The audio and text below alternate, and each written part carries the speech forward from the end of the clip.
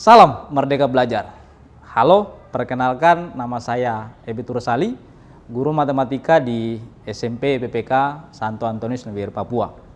Pada kesempatan ini, saya akan berbagi praktik baik mengenai pembelajaran berdiferensiasi berbantuan media Fun Augmented Reality yang saya lakukan di dalam kelas saya di SMP PPK Santo Antonius Nabire Papua.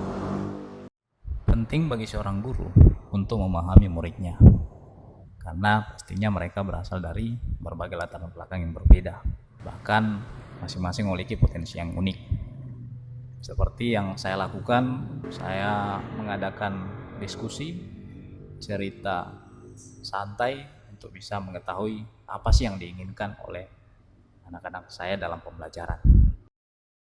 Kemudian setelah itu, saya memetakan gaya belajar masing-masing melalui asesmen diagnostik untuk dikelompokkan ke dalam gaya belajar auditori, visual, dan kinestetik. 30-40% siswa kami berasal dari pedalaman Papua, dan ini penting agar tujuan pembelajaran dapat tercapai ketika yang suka mendengarkan ketika ada musik-musik atau suara-suara yang lebih. Untuk pembelajaran kali ini saya menggunakan bantuan media aplikasi Android, yakni aplikasi Fun Augmented Reality yang diinstal di HP masing-masing dan dapat diakses secara offline. Dalam aplikasi ini berisi materi pembelajaran dan juga video-video yang akan membantu mereka untuk lebih memahami materi. Aplikasi ini saya coba untuk desain dan buat sendiri agar anak-anak bisa lebih tertarik di dalam mempelajari matematika. Mereka bisa men-scan marker yang tentunya di dalamnya berisi materi-materi yang telah disiapkan.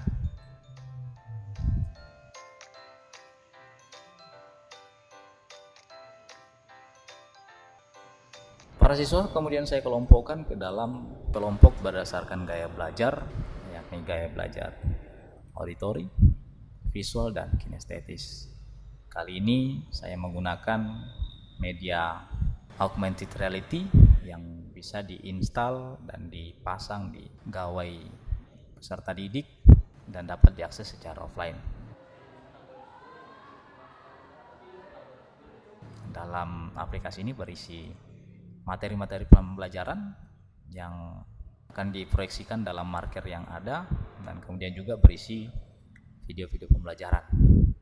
Aplikasi ini saya coba desain semenarik mungkin agar peserta didik bisa tertarik mempelajari materi-materi yang terdapat dalam aplikasi.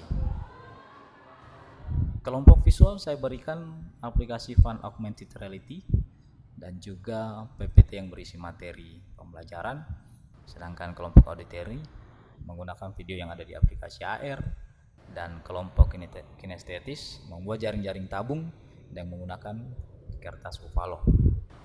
Setiap kelompok kemudian berdiskusi mengisi KPD, kemudian artinya mempersiapkan apa yang menjadi hasil diskusi untuk dipresentasikan di depan teman-teman. Dan di akhir pembelajaran saya kemudian memberikan refleksi terhadap apa yang sudah dipelajari pada saat itu. Sebagai tindak lanjut dari pembelajaran di kelas, saya meminta pada para murid untuk membuat satu proyek untuk menjawab atau mengatasi persoalan-persoalan yang terjadi di lingkungan sekitar.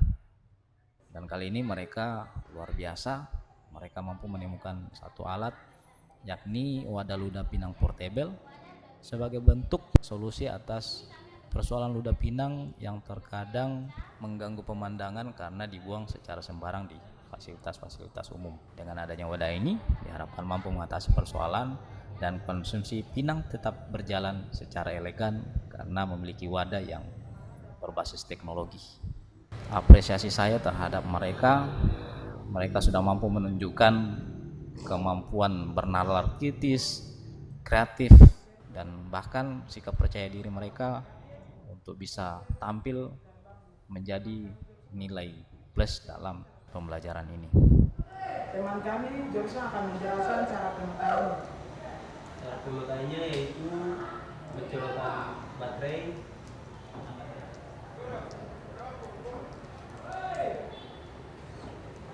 kemudian dekatkan mulut ke sensor, lalu penutupnya akan terbuka.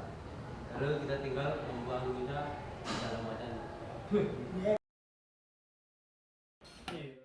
Murid-murid yang mengalami kendala atau terdeteksi mengalami kesulitan dalam pembelajaran untuk bisa memberikan pemahaman lebih lanjut.